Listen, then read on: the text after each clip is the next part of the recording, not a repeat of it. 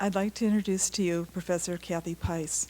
She received her BA from Carleton College in '75 and her doctorate from Brown University in '82.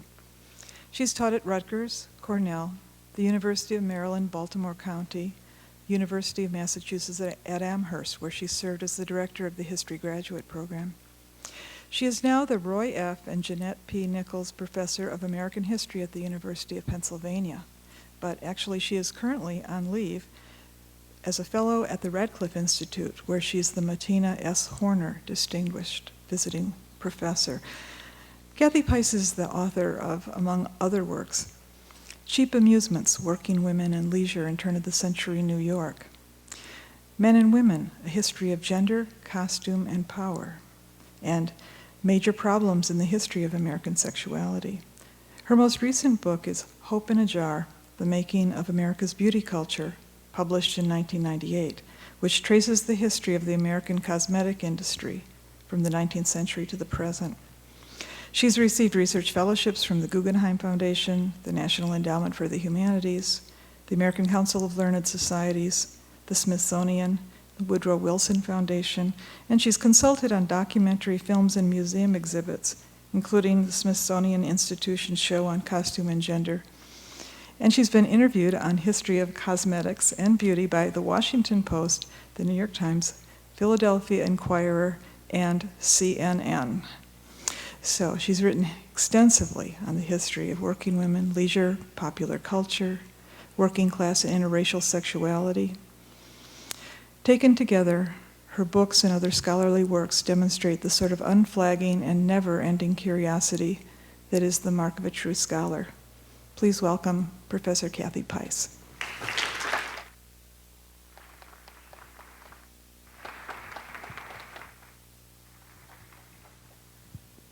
Thank you. I'm on, yes? I'm going to put this down so I can see you all. It's a great pleasure to be here, and I want to thank the Millercom committee. And when I first heard Millercom, I thought it was software or something, but now that I know it's a mathematician and his money, it's even better. Thank the Center for Advanced Study and also the Graduate School of Library and Information Science for inviting me. It's really wonderful to be here. So let me just get set up. Okay. In June 1943, in the midst of World War II, violence erupted in the city of Los Angeles. White soldiers and sailors, egged on by Anglo civilians, stopped streetcars and invaded movie theaters looking for Mexican-American men, pachucos, beating them, tearing their jackets, stripping them of their trousers. The violence continued for over a week. Many Latino men and some women fought back. Others, warned by community leaders, priests, and their families, stayed home. The Navy put the city off limits for shore leave, and the police finally appeared in force after about 11 days, mainly arresting Mexican-American youth as troublemakers, delinquents, and rioters. No one was killed, but over 100 landed in jail with serious injuries. When the violence ended, investigators and journalists, and here's a few more images from newspaper accounts of the time. I think one more. When the violence ended, investigators and journalists spun out numerous explanations of what had happened. Many Anglos believed that Hispanic youth were innately violent and criminal. Liberal voices in the African American press pointed to racial discrimination that had been magnified by wartime tensions over housing, jobs, and recreation. Some people saw the hand of communism guiding the riot. Others saw the frightening presence of a fascist fifth column. In the weeks and months after the Los Angeles riot, racial and ethnic conflict and urban violence would sweep across the U.S. home front and beyond, in such places as Beaumont, Texas, Detroit, New York City, and even up to Montreal. In Los Angeles, the events of June 1943 took the name of a piece of clothing, not race riot, or more aptly, serviceman's vigilantism, but the Zoot Suit riot. Now, we could think of a number of styles that represent protest or oppositional values. The bloomer, the dashiki, but the zoot suit is perhaps the only fashion believed to be the cause of civil unrest. Zoot means something done in an exaggerated style. The long killer-diller coat with a drape shape and wide shoulders, as you can see in the middle image, pants with reet pleats billowing out at the knees, tightly tapered and pegged at the ankles, and finished with a pork pie hat or a wide-brimmed hat, pointed or thick-soled shoes, and a long dangling keychain. This was the quintessential urban look. It was associated with racial and ethnic minorities and with working-class youth and the world of jitterbug, jive, swing, and the streets. It was a style that captured the imagination, whether an object of fear or one of admiration. But most of all, the zoot suit seemed bewildering. Journalists, social workers, psychiatrists, police officers struggled to fix its meaning within some kind of recognizable framework of knowledge.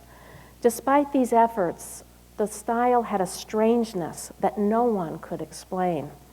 As Ralph Ellison observed, the zoot suit was a riddle, a mystery.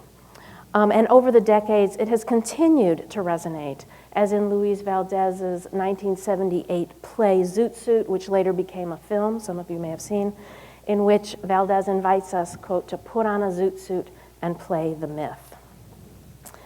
Now for the boring section of my talk, with no images, but a little bit about the conceptual framework that I'm working in. The zoot suit has loomed large in the scholarship of cultural studies, with its interest in exploring the political dimensions of dress, music, style, and appearance. The Birmingham School for Cultural Studies in Great Britain was the pioneer in this kind of analysis. It saw style as the primary way, or a primary way, that subordinate groups challenged the rule of dominant classes, and they did so obliquely, not directly. Working class youth appropriated the objects of a consumer culture and then reassembled them into distinctive ensembles that carried coded or secret meanings. In the interpretation of this school, these expressed resistance to the social order, yet did not fundamentally challenge or change it.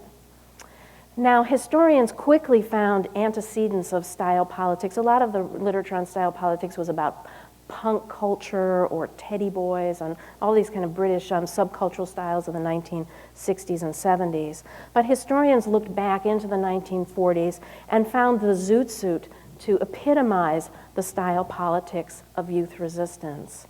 One historian, Stuart Cosgrove, in a very well-known article, called the zoot suit a refusal, an inarticulate rejection of the straight world and its organization. An American historian, also well-known, George Lipsitz, is even more emphatic. The zoot suit conveyed a bold sense of self-assertion that reflected the social struggles waged for equal rights and fair employment practices. A similar perspective appears in the work of another historian, Robin Kelly, who looks at Malcolm X and black politics in the 1940s.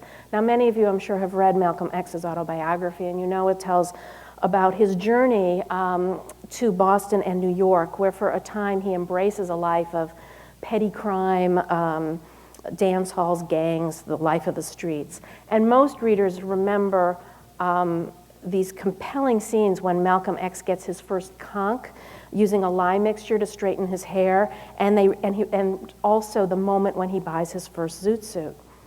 Now, in his autobiography, Malcolm X portrays this early life as a period of degradation. His redemption begins when the Nation of Islam transforms his political and moral universe. Now, Kelly rereads the autobiography against Malcolm's intentions, at least as he portrays it in the autobiography, highlighting the zoot suit and the conch as an essential element of his radicalization. He concludes that black zoot suiters, and this is a quote, were race rebels of sorts, challenging middle-class ethics and expectations, carving out a distinct generational and ethnic identity, and refusing to be good proletarians. Now tonight what I want to do is to look more closely at this analysis which ties the aesthetic realm so closely to the political. What is the relationship between fashion and social action, style and resistance? And I ask this question as someone whose own work has been very influenced by this perspective, certainly my earliest work.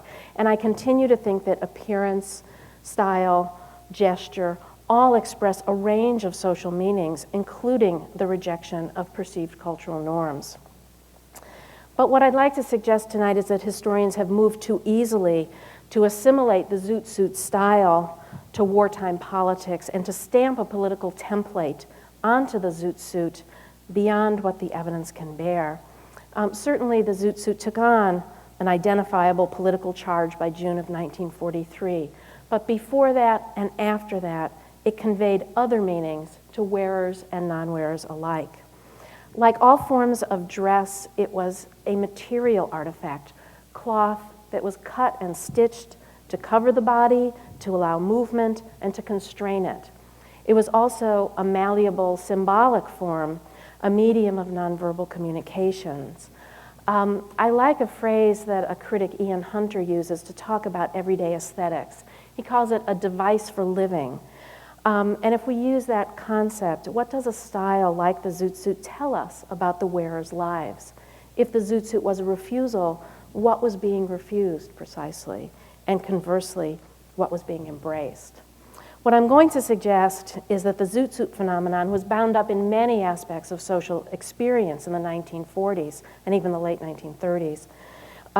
In the choreography of sexual attraction, in the negotiation of gender identity, in conflict between generations, and in the pleasures of music and dance culture, as much as it was motivated by a politics of opposition. Usually the Zoot Suit is treated as either a Mexican-American for a product of culture or an African-American aspect of culture, a West Coast, East Coast dichotomy that tends to present those cultures as separate and as reified. In fact, the Zoot Suit appears across the main fault lines of social difference in the United States, among Filipinos, among Japanese Americans, among men of Jewish and Italian descent, among jitterbug crazy middle-class youth, and indeed among working-class lesbians. It was a style that circulated rapidly across the country via the clothing industry, mass media, and by young people themselves. So the Zoot Suit rebel may be an enticing and romantic figure, but I do not think he solves the problem or the riddle of the Zoot. Now, I'm not sure I've done it myself, but what I'll try to do today is to suggest how we might take the measure of this suit of clothing and then return to reconsider the Zoot Suit riot. Okay, now that you've had your spinach, you can have dessert. All right, let's begin by looking at one of the strangest origin stories of the Zoot Suit that appeared in the New York Times, supposedly to help readers understand the cause of the Zoot Suit riot. The Times declared, okay, our newspaper of record, declared that the first Zoot Suit had been ordered in 1940 by this man, a busboy, Clyde Duncan, from a clothing store in Gainesville, Georgia. Noting the possible influence of the 1939 film Gone with the Wind, in which Clark Gable as Rhett Butler appears in long coat and peg trousers, the article claims that the suit leapfrogged from small-time Georgia to Harlem. Right.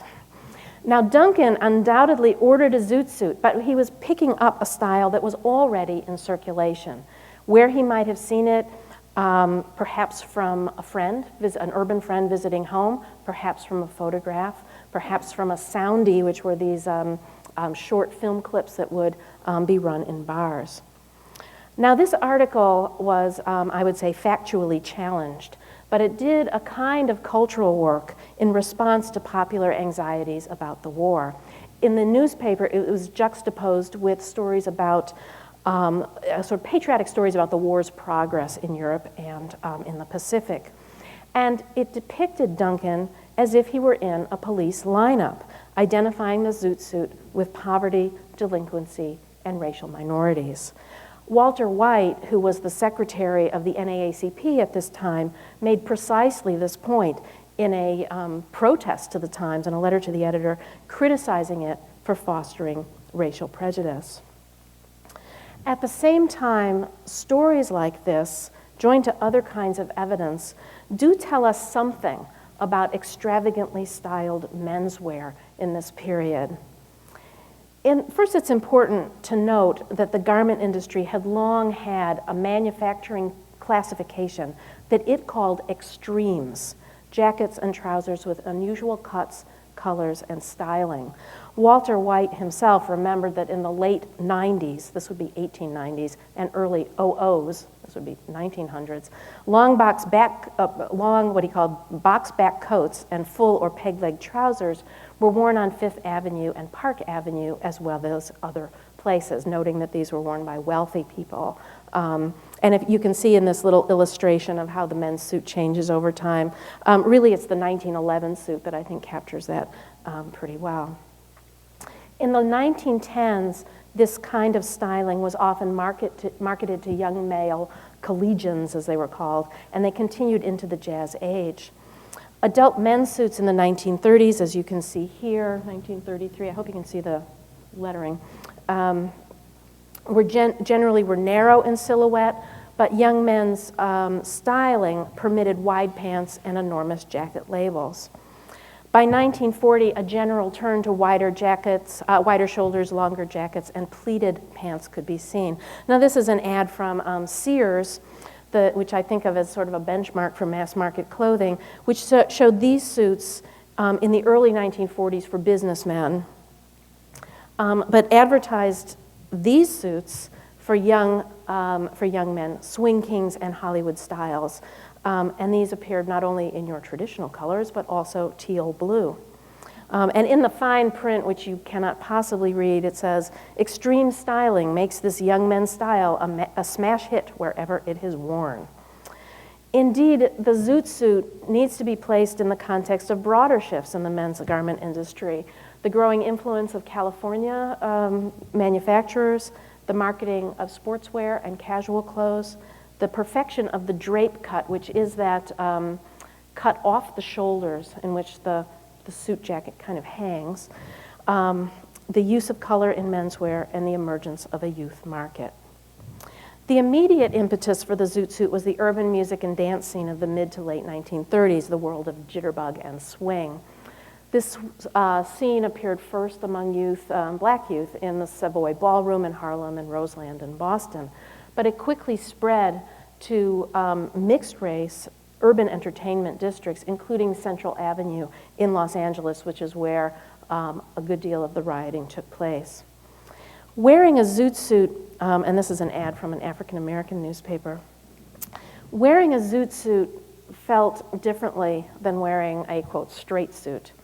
The way it moved on the body, you can just imagine yourself in these pants, the capacious jackets, the pegged pants bulging out in the knees. All of this, in the context of dance, in this kind of synchronized movement that is jitterbug, I think was part of the attraction of the style.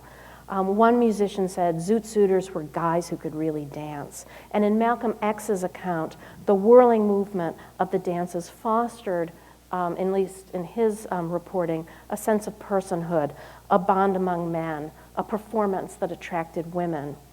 There was something transcendent about the totality of this experience of music and dance and style all mixed together.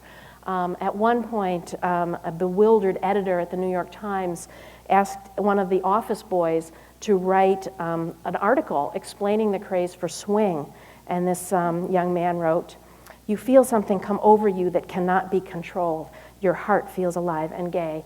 You jump with jive."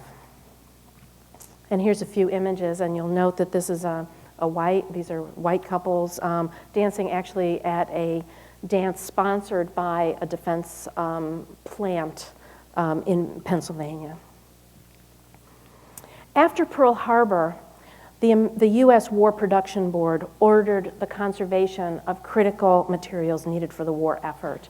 Initially, it simply restricted the use of wool in men's suits by about 25%. It eliminated cuffs, pleats, vests, pocket flaps, and the second pair of pants that usually came with suits. Interestingly, the board resisted banning any particular style of clothing. unlike Great Britain, for example. It feared harming the clothing industry after the war, and it argued that fashion was a form of individuality and freedom of expression. It was what we were fighting for, quintessentially American. If anything, the first conservation order seemed to ignite the zoot suit craze. Jackets became even longer, trousers even wider, and tailors, once they couldn't get wool, turned to rayon and cotton, which they could sew suits in really great colors. Thus, in September 1942, the board amended its order. It fixed the maximum length for suit jackets, and it limited the width of the trousers at the knees so that the trousers couldn't billow out. All of this, as one official put it, was intended to take the droop and the drape out of the zoot suits. Although the style was often criticized as unpatriotic, wearing it was not strictly illegal. In Los Angeles, aldermen discussed passing a law making zoot suits illegal during the riot in what was apparently a very raucous debate that one of the local black newspapers headlined it as "City Council Goes Nuts." The bill did not pass, however, and what essentially happened was that enforcement of the government conservation orders was quite feeble. It really depended largely on the self-policing of manufacturers. And the Times, again, using that as my source, reported only one instance when the government issued an injunction against a zoot suit dealer, and this was in Los Angeles 1 month after the riot. So clearly they thought they'd make a point in this way, but there was no consistent enforcement. Historians of style politics have fixed on what they call bootleg tailors, who sold zoot suits in violation of conservation orders, and that term, with its gesture towards the prohibition era, sort of adds a cachet of illegality and transgression to the style. Yet aside from one brief reference in the Times, and that was in the Clyde Duncan story, there is little evidence of bootleg tailors. If they existed, they were hiding in plain sight through these kinds of advertisements here. These advertisements that I'm showing you all appeared in black newspapers, and the next one in a Spanish language newspaper in LA after the riot, and certainly after the conservation orders had been issued. Indeed, the very practice of tailoring in the men's clothing industry likely made it fairly easy for young men to obtain zoot suits. The made-to-measure work of custom tailors did not fall under the government's orders at all. And that helps explain why jazz musicians and entertainers could wear the largest zoot suits, the most flamboyant zoot suits. Other young men could buy their zoot suits by mail order or from neighborhood retailers, and that's what Malcolm X did. And he has a wonderful description of this in the autobiography. The salesman picked off a rack a zoot suit that was just wild. Sky blue pants, 30 inches in the knee, an angle narrowed down to 12 inches at the bottom, and a long coat that pinched my waist and flared out below my knees.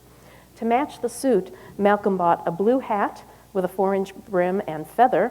A salesman threw in, this was a huge sale, a salesman threw in a leather belt and a long gold-plated chain and let him buy the whole ensemble on credit. That was in 1941. Once the conservation orders measures went into effect, men may have simply bought larger sizes of standard suits and had in-store tailors narrow the trouser legs or ask a home sewing sister to do it. The writer Faith Ringgold remembers, for example, that her brother evaded their mother's disapproving eye by, once he left the house, he would sew up the bottom of his pants with big stitches to make them appear pegged, and then before he returned home, he'd take out the basting and have ordinary-looking pants. There's also the story that the zoot suit originated among workers wearing old, oversized clothes, and this makes a certain amount of sense too. A mixture of found objects or bricolage, combinations of old clothes, hand-me-downs, clothes bought a size or two too big, could, with a little imagination and skill, become a zoot suit. During the riot, when you look at many of the photographs of the zoot suit, there is frequently a caption stating how expensive the Zoot Suit was. This was an $85 suit, with the idea that you're supposed to be outraged at that kind of expenditure on something as frivolous and unpatriotic as this. Yet, if you look at existing photographs, you actually see quite a range of looks as men are approximating an image with materials at hand. Nor were Black and Chicano youth the only ones to embrace the fad for Zoot Suits. Now this is actually a retailer. This is an advertising image. Working class men of Italian, Jewish, Philippine, and Japanese descent wore the Zoot Suits, as did some men in some white rural migrants from the South. And this is an image that unfortunately is out of order. Several legs with pants in them at a Black college. And this is a Mexican-American, I think they're brothers or maybe friends, also wearing a version of Zoot Suit. It was also not necessarily the uniform of men who refused to be good proletarians. Factory workers, after years of scraping by during the Great Depression, by 1940, were finding well-paying jobs in defense plants, and they put on Zoot Suits and went out in search of a good time. We find them in Chicago's theaters going to what sound like really awful shows called like Maid in the Ozarks, M-A-I-D, in the Ozarks. In Santa Monica, they went to after-hour nightclubs, bowling alleys, and dance halls after finishing work at midnight. So they worked the swing shift and then went out for a good time. They showed up at this Woody Herman concert in Washington, D.C. in 1942 in an image that I just love because of the, serviceman and the Zoot Suiters kind of staring at each other's legs. And they went to Zoot balls in Washington's prominent hotels, where, according to one observer, no one could enter without a Zoot Suit for the boys and a juke coat for the girls. As this suggests, even middle-class youth adopted the style. There was one psychiatrist, for example, who was very alarmed to discover that 4 out of 10 middle-class boys in a Brooklyn high school were wearing Zoot Suits. With coverage in such magazines as Life and Collier's, the fashion circulated across the country in the early 1940s very rapidly. These articles were usually written more with touches of humor than with hostility, with the one notable exception of Los Angeles, where the leading newspapers went on a campaign against Zoot Suit hoodlums, starting in early 1942. And I'm going to return to that towards the end of my talk. Here are a couple of cartoons from the Black press. That one's pretty self-explanatory. This one, I don't think you can read the text, so I'll read it to you, and it's in dialect. Well, I agrees with the good reverend when he says he's got to win over the young folks, but I think that's going a little too far. Movies, cartoons, and songs began to feature Zoot Suits, often coded as an African-American style, but not exclusively. On the left, a Zoot Suiter tempts Donald Duck to spend his money instead of paying his taxes in Disney's Spirit of 43. Fortunately, a kind of early version of Scrooge McDuck sets him on the right path, and Uncle Sam is, able to build more weaponry. On the right, in Zoot Cat, which appeared in 1944 after the riot, it's a Tom and Jerry, obviously. Tom finds he needs to wear drapes, and another name for Zoot Suit is drapes. He needs to wear drapes to gain the attention of a hep feline, and this is quite literal. He cuts his outfit out of the curtains, and then it descends into a usual Tom and Jerry chase and battering cartoon. The song Zoot Suit for My Sunday Gal was sung in a soundie by Dorothy Dandridge on your right. I think I'm getting my left and right mixed up, is that right? Well, it's on your left, sorry. I can't, too dyslexic at this hour. Dorothy Dandridge, who's an African-American performer, sings this on a short film. It's like a 2.5-minute film. But the song is also publicized or popularized by the Andrews Sisters, by Benny Goodman's orchestra. It becomes a generally popular song. This is Zoot Suit for My Sunday Gal. And on here on the left, band leader Cab Calloway's Zoot Suit was a perfect accompaniment to his outsized personality and jive talk. So one question, did the depictions in popular culture foreshadow the social tensions that erupted over a suit of clothes? Well, here, a few months before the riot, cartoonist Al Capp drew his character Lil Abner as Zoot Suit Yoakum in his immensely popular comic strip. Is that still running? Is that familiar to people here? Shake your head and up and down. Okay. This was a convoluted story in which Zoot Suit manufacturers, and trying to explain this is a little bit hard, but Zoot Suit manufacturers plot to sell the new fashion. They're saying in this strip, there are a number of people who are not wearing zoot suits, and we've got to sell our fashion to them. They decide to do this by creating, as they say here, a great national hero who performs incredible deeds of valor, always dressed in a zoot suit. So naturally, every red-blooded young man in America will want to emulate this hero. So they look for the man with the lowest IQ, someone dumb enough to be heroic by, for example, throwing himself down a mine shaft, and they find Lil Abner as Zoot Suit Yoakum. Now the plot succeeds until the conservative clothing manufacturers come back. They hire a band of criminals to dress as Zoot Suit Yoakum, and they commit crimes. Opposition is stirred, and the fad is over. Now, one historian, reading backwards from the riot, interprets these images as a foreshadowing of the riot itself, with the clothing manufacturers representing the state and its military power. I think a less tortured reading might see this rather as an updated version of the Rube in the City, suggesting how visible the style had become as an emblem of urban modernity. Strikingly, Malcolm X underscores his own provincialism before he got the conch and the zoot suit by saying, "I looked like Lil Abner."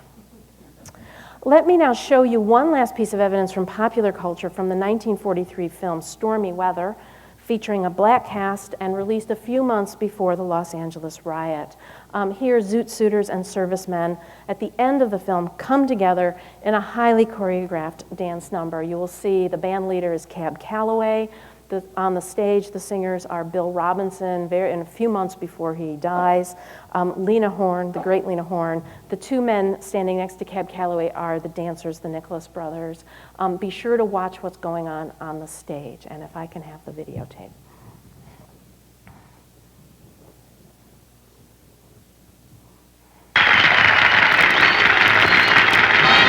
Everybody dance!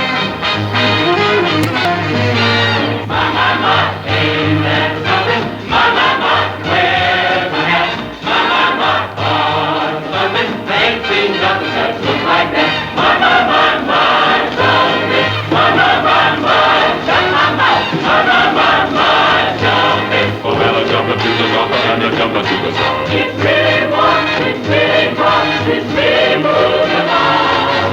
Monday reels, all it feels, we're gonna figure it out.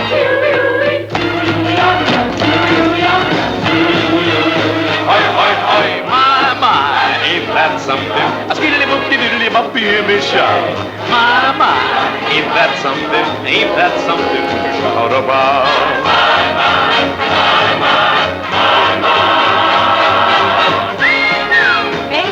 Something, ain't that something to shout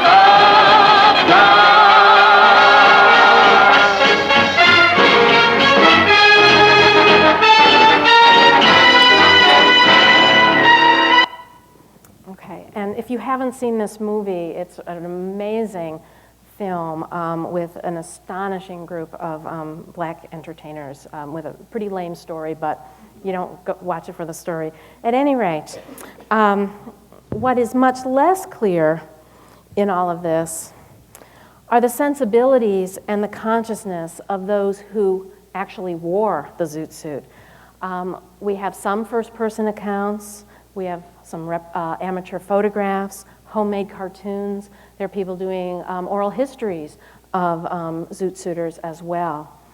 What's most striking to me in this evidence is how often there is a gap between the actual article of clothing, the material culture, and the zoot suit of the imagination. Malcolm X, for example, paid homage to his wild zoot suit by recalling a drugstore photograph he had sent home, and he dresses as a hipster cooling it with his fingers down, doing this bit. He has a long coat, a long chain, and what he calls Punjab pants on. Now, this photograph may exist, and now there is a much larger Malcolm X archive for us to look at. But if you look at his autobiography, these images reproduced in the autobiography, they are far more staid than his description of them. Now, they're black and white, so we don't know about color, but I think the description really is at some variance with the photograph. And just to underscore the point, this is from the film Malcolm X, Denzel Washington as Malcolm, Spike Lee. It's a Spike Lee's movie as Shorty, and you can see how the costume designers have really imagined the zoot suit more as that zoot suit of the imagination. Young Mexican-American men drew a set of images that I'll show you here.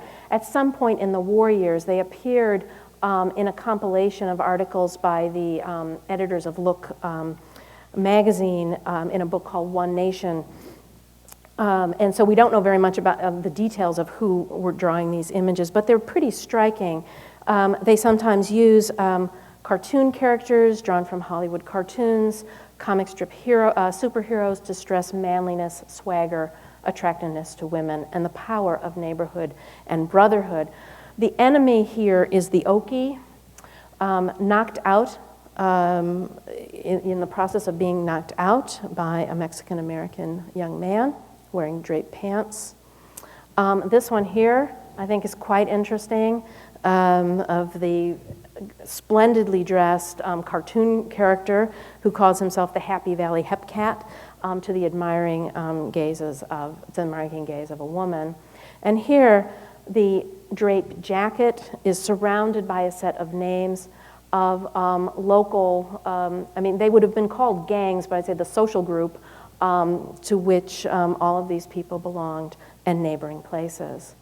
So these cartoons suggest something of the Pachuco sensibility among Mexican-American men who wore the zoot suit, spoke a hybrid slang called calo, and created social groups that American authorities took to be criminal gangs. And aspects of this culture developed with the Mexican migration through El Paso and the Southwest, but the zoot suit or drape seems much more tied to the social environment of Los Angeles. At least it does to me. There's some controversy over this.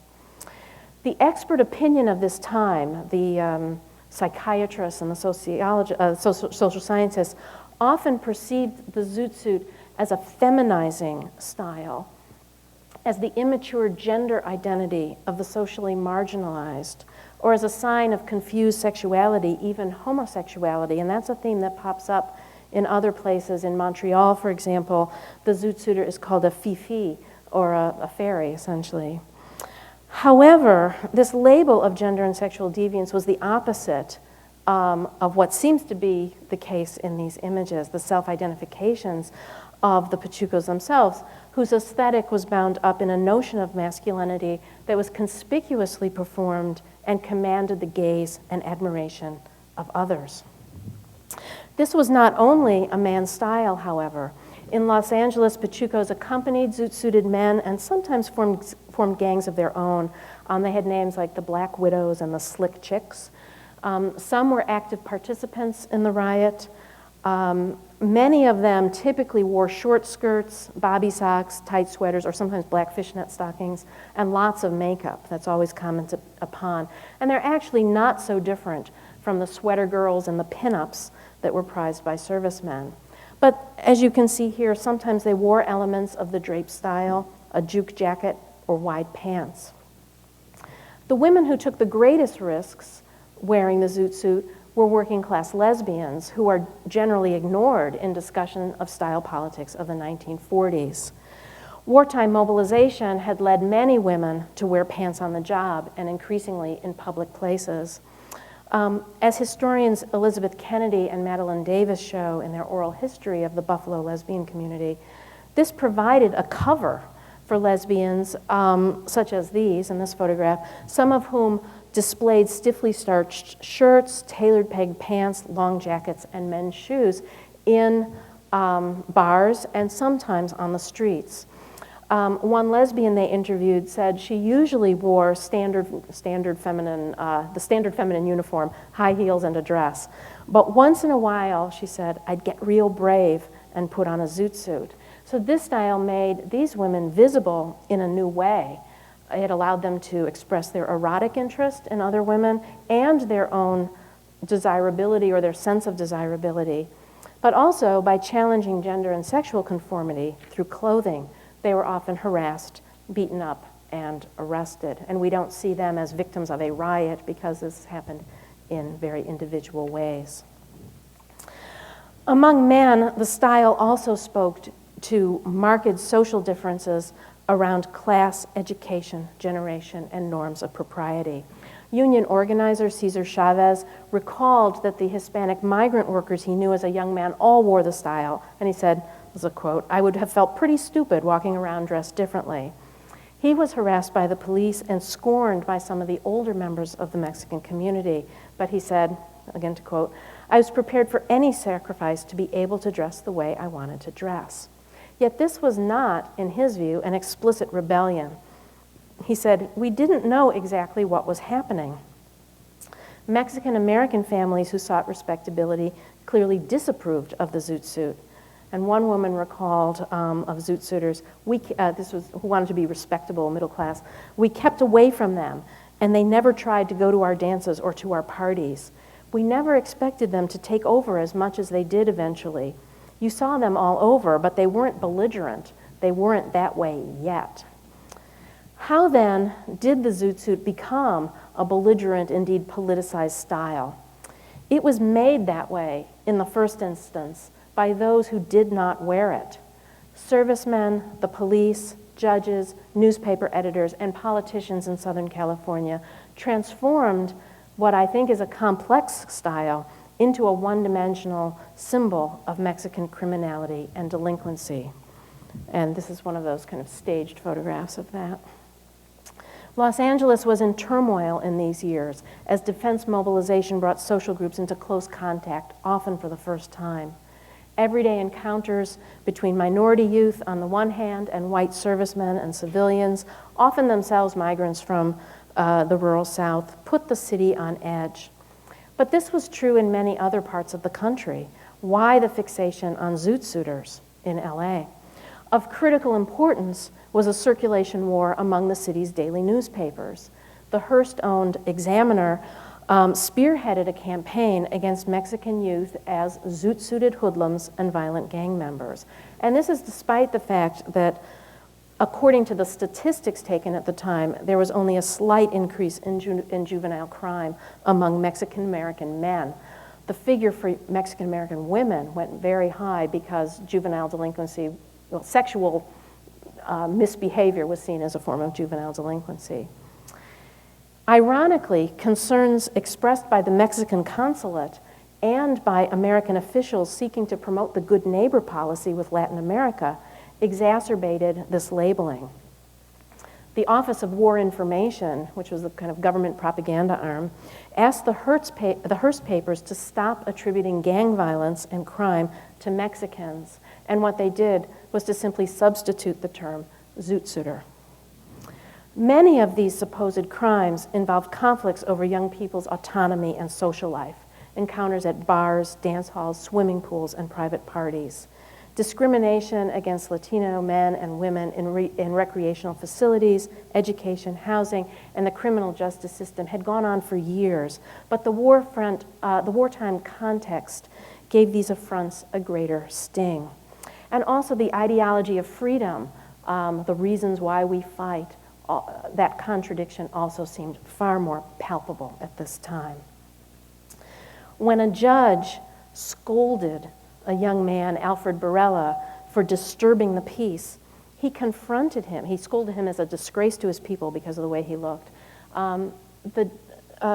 Alfred Barella confronted him by saying, "We're tired of being told we can't go to this show or that dance hall because we're Mexican, or that we can't wear draped pants or have our hair cut the way we want."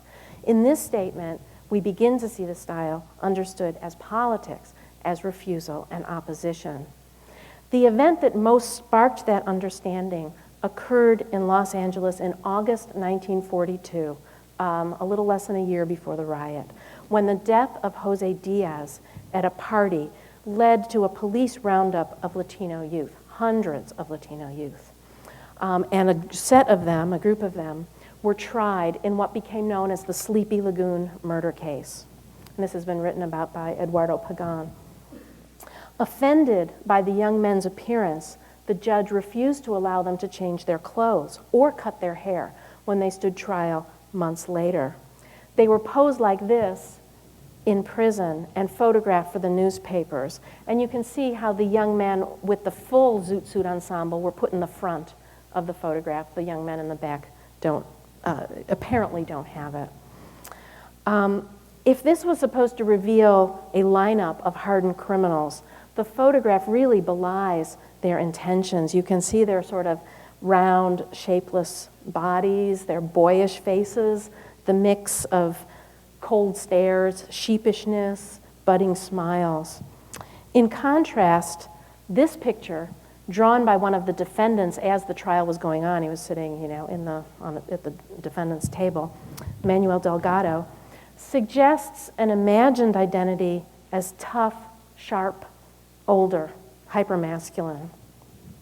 The Sleepy Lagoon defendants were at first convicted, then they were acquitted on appeal. During this time period, they became a cause célèbre on the left.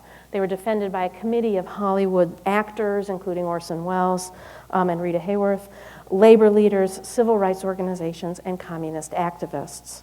The publicity surrounding this trial fostered two conceptions of the Zoot Suit, one associated with criminality, the other with resistance, conceptions that deepened during June 1943 and its aftermath. If that riot ignited a firestorm of ethnic, racial, and class and wartime tensions, the sparks flew in public places in conflicts over leisure, socializing, dating, and sexual encounters. A focal point of antagonism concerned the interaction of men and women across racial and ethnic lines. So there were rumors floating for a good month before the riot about Mexican-American women dating Anglos, servicemen soliciting Chicanas, Zoot Suiters approaching the wives of Navy men, all of this in a very tense atmosphere. As one of the servicemen who was participating in the riot was quoted in the newspaper, "We're going to make the streets of Los Angeles safe for sailors girls, and for the general public."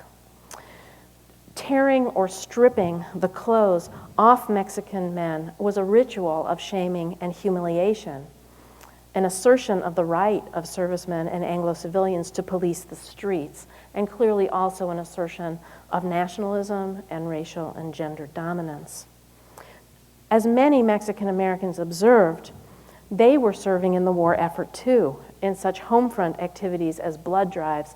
And you can see that this also is a staged photograph. Virtually all the photographs are staged photographs, as well as in the armed forces. The line between Zoot Suiter and soldier was not so clear to them, at least, and some Zoot Suiters tried to make that clear to the Anglo public. As one said to the police, and this was quoted in the newspaper, "I have a brother in the service. We're all good Americans, and we want you to pass the word along to cut out the rough stuff." At that moment, the Zoot Suit itself could trigger a beating or cause an arrest. In one case, an officer actually measured a man's trousers before deciding to release him. Not Zoot enough. Yet many commentators made the case that dark skin, not a suit of clothes, was the emblem focusing the rage of white servicemen, civilians, and the press. As the magazine Christian Century observed, no white wearers of these bizarre clothes were disturbed.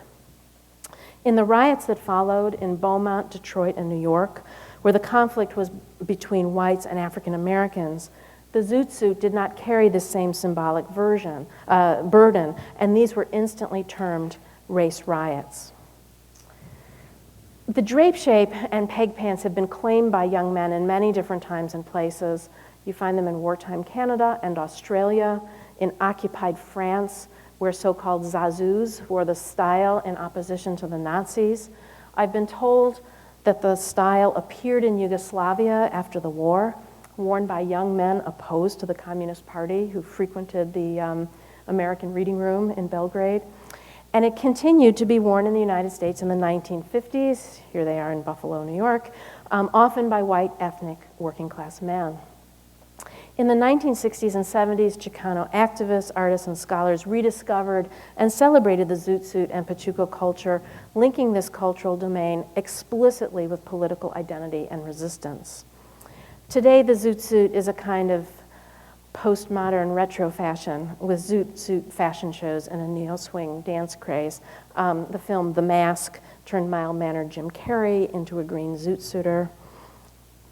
And elaborate drapes, far beyond anything one could buy in the 1940s, may be purchased on the web from companies like Suavecito, for men and for women. Now, these stories must await another day, but simply to gesture to them suggests the complexity and instability of fashion's meaning, even as this style continues to have a hold on the imagination. It's not my intention here to return to an earlier concept of aesthetics or culture divorced from politics. Clearly, that's not the case here. But I do think we need much greater precision in talking about the politics of style. Yes, we should recognize and understand the reasons for those political moments of refusal in a suit of clothes.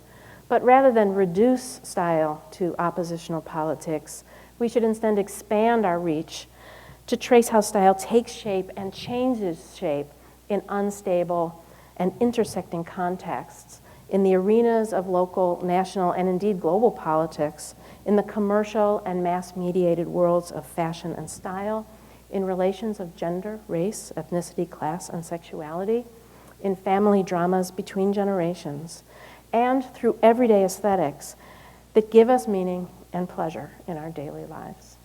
Thank you.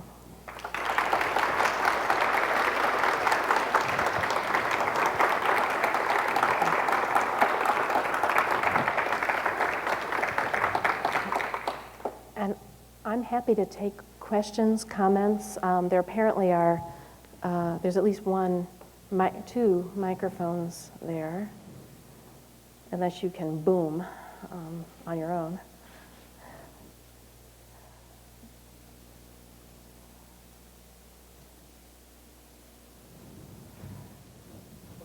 What about the double-breasted suit? What was the sort of the history of that? That's a really good question that I can't fully answer. There's a certain, the double-breasted suit you see a great deal in the 1930s, especially with a kind of working class culture, and it gets represented in Hollywood films, I think. The gangster style, I'm blanking on his name, James Cagney, for example, the Little Caesar character. That style becomes, I think, a kind of, it's partly Zootish, but not fully Zootish, and I can't give you the full history of it, but it certainly is being worn in the 1930s, and I think it has, if Rhett Butler is influencing fashion, I think the gangsters in those gangster movies are as well. Yes? Touched a little bit on the fabric rationing and the outrage over that, and it seems like their conclusion is sort of that didn't have very much to do with the outrage against the people who were wearing the suits. And I had a couple of different semi-related questions. One, contrasting the Dior new look and the reaction to the excess of fabric there. And then just wondering the actual physicality of making these men that seems somewhat more diminutive in stature larger within actually physically larger, and what that part played in the trend. Yes.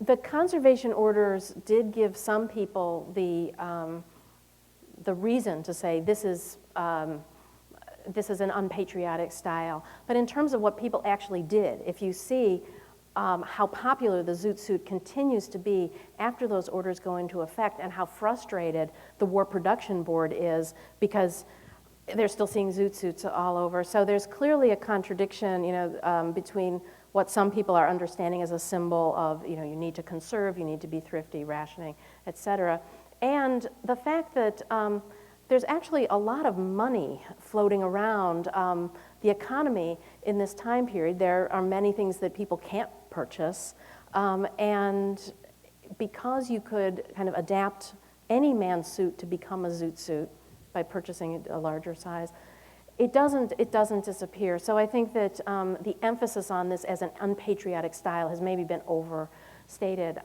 With Dior's new look, that's a very interesting comparison, because it's a very excessive style that comes in after the war. It's seen as a return to ultra-femininity after the war work that women had been involved in. And I think that style is more complicated than we've taken it to be, that it's not the only style out there. And in fact, at the same time that you have Dior's new look, you have a real takeoff for women's sportswear, some of which is designed by American women, and they talk about the way that this style is for women in the way they live their lives today.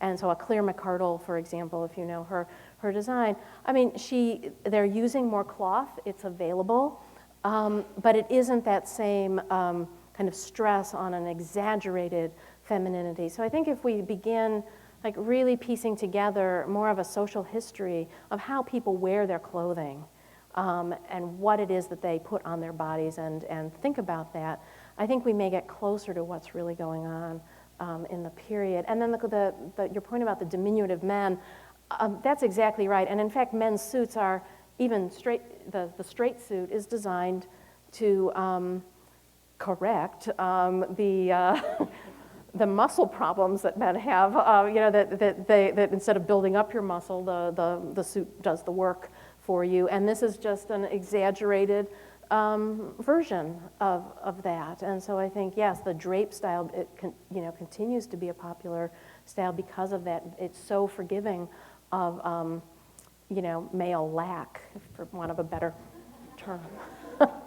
Yes. I'm struck by when you're talking about the New York Times, that's something I read about other subcultures. And usually there's a rule of thumb that by the time the New York Times writes about a style, it's pretty much played out. And when you're discussing, that this style goes to other cultures and then percolates up to or down to or sideways out to the middle class, do you find any kind of evidence that the people who were the original zooters or kind of said, well, the style's gone too far, it's gone played out, it's become watered down or not what it used to be?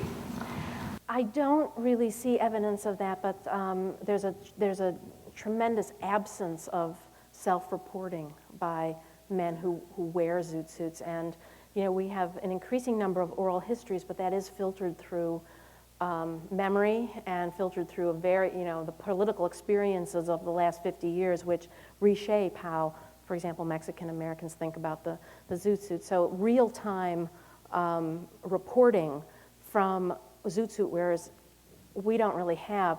What I would say is that the zoot suit is not yet, it gestures to, but it's not yet part of the kind of fashion system that we have today, where these fashions get instantly appropriated, projected, adopted, and then rejected by the fashion forward. That's kind of cycle that we see as kind of built into the way that dressing works today. I don't think it was quite there, but it's very hard to know because we have so few accounts. And we don't even know very much. We know a little bit about differences within the Black community and differences within the Mexican and Mexican American community over what this meant. So we know that within the subculture, within those cultures, there are some real tensions there. But the idea that,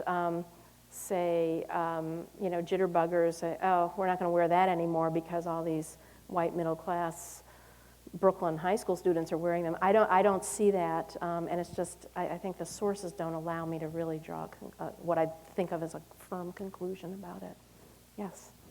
I wonder if you've seen this piece by Chester Himes called "The Zoot Riots Are Race Riots." Yes, I have. And I think it's his point in that essay to provide this kind of very first-hand eyewitness account. And he does explain to the degree to which the Zoot Suit has been sort of sold out by Hollywood and Hollywood movies.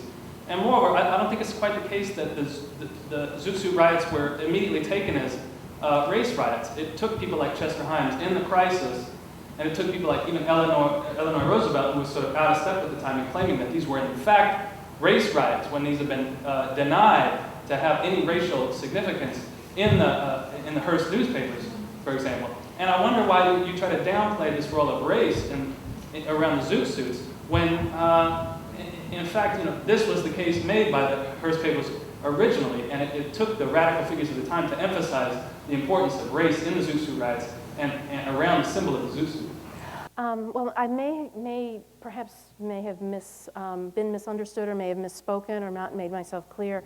The initial take is that this is not a race riot, and it does indeed take the African American press locally in Los Angeles and nationally in the crisis and in other magazines.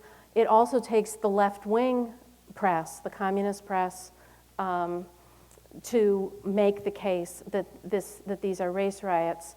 I would also say that relatively quickly, by the time of the Detroit riot, you find people in the mass media giving commentaries that say the riot in Los Angeles was a race riot in the same way that the Detroit riot was a race riot.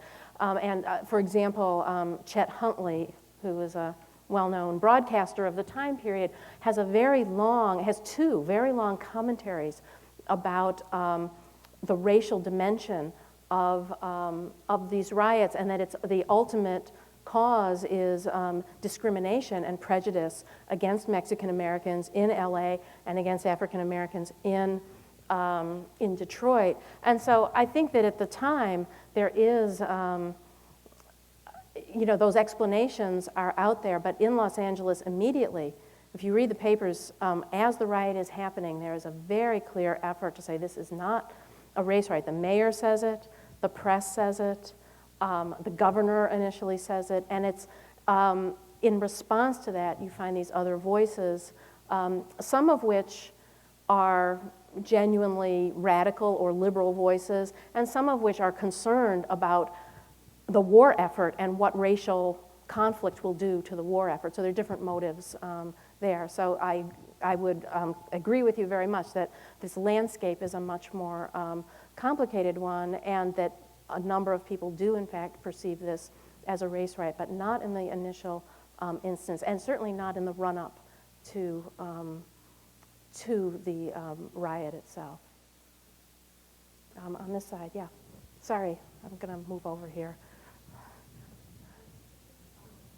Yeah, I had a question about whether you felt there was any progression or influence of this on hip-hop culture and the drag kids. Yeah, I don't know if there's a direct I don't see necessarily a direct influence, but I think that some of the phenomenon that I'm describing here can be seen in hip-hop, the way that it emerges as an oppositional style among African American young men, the way it gets adopted by suburban white kids. So I think there are parallels. I am not an expert at all on hip-hop, and I don't think that there's a direct lineage from this style to the more recent hip-hop culture. In the back, and then I'll get you. Right there, yeah. What is the significance of the long watch chain? And why do you have a watch? Why are you looking at your watch if you're busy jitterbugging? I don't know if there was actually a watch attached to it. I think it was just the chain. And so the chain was meant to move with you and with your body. It was a prop, basically. I don't think there were watches attached to it. Yeah, I want to ask a follow-up to this, and then also has something about gender. The thought could be the kind of probably urban legend or whatever the story about the derivation of hip hop style, with baggy pants, the shoes without shoelaces, where you get used around here too, when they have to actually hold their pants up so that they don't fall down too far and fall off. It was stories I've heard. They come from prisons. The idea that because people lose their belts and they lose their shoelaces when you go into jail. And It's an origin story for you. Exactly. So I just wondered if you'd heard that story or what you as a fashion historian think about a story like that. I haven't heard the story, and as I say, I'm not the most knowledgeable person. There are probably people, most of you here in the audience probably know more about hip hop than I do. I find all origin stories really interesting for the cultural work they do. I don't take them as origin stories. When it comes to fashion and style, you sometimes can find somebody who does set a style, who does, initiate a style, but generally there are many things going on at the same time. So I find those stories interesting for what they say about class, for what they say about criminality, delinquency, for the associations they make. They instantly, a story about the origins of the style in a prison instantly makes that association. Implicitly, it's also a racial story because of the fact that hip hop was initiated by African American youth. And so those stories, I think, do exactly the kind of cultural work that the Times is doing with the Clyde Duncan story, racializing and criminalizing the style. I wish you wanted to ask if you could say something more about the gender dynamics that you referred to. Certainly, the debates about, is it a racial riot, is it not? Okay, now we know it is in some sense, or probably most people would now say, however it was framed, that was an underlying tone. But what about some of the issues about the gender? Is this against an anxiety about masculinity, about sexual power of the other? Is this at some level about fear of the feminization? So what have you read? I'm speaking particularly to a historian. In the reviews following the 43 period, was there any discussion about these, then? There was very little addressing the gender issue. I mentioned a few quotes where, the comments about, we're going to make the streets safe for our girlfriends, that sort of thing. That comes out, but you don't have an analysis of this as a gender or sexual phenomenon. Where you see it is in, the studies that later psychiatrists and social psychologists do of some Zoot Suiters. Kenneth Clark, for example, does this very strange interview with a Zoot Suiter, a Harlem Zoot Suiter. So you see it a little bit there, but there's no real analysis. The analysis is along the poles of this is a criminal element. There are even there's someone on the police force who has this completely racialized analysis of how this comes from the ancient Mexicans, the Aztec race, and this results in the Zoot Suit riot. And this guy gives testimony to a grand jury. So that's, so there's that side.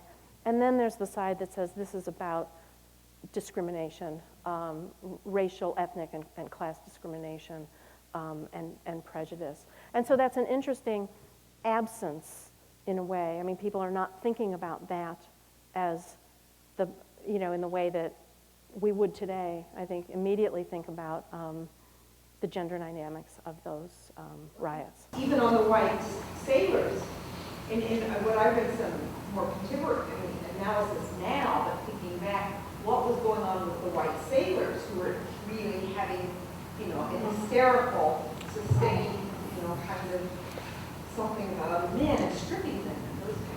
Well, it's that kind of ritual humiliation is extremely interesting. It's not just being beaten up. It's about having your clothes taken off of you.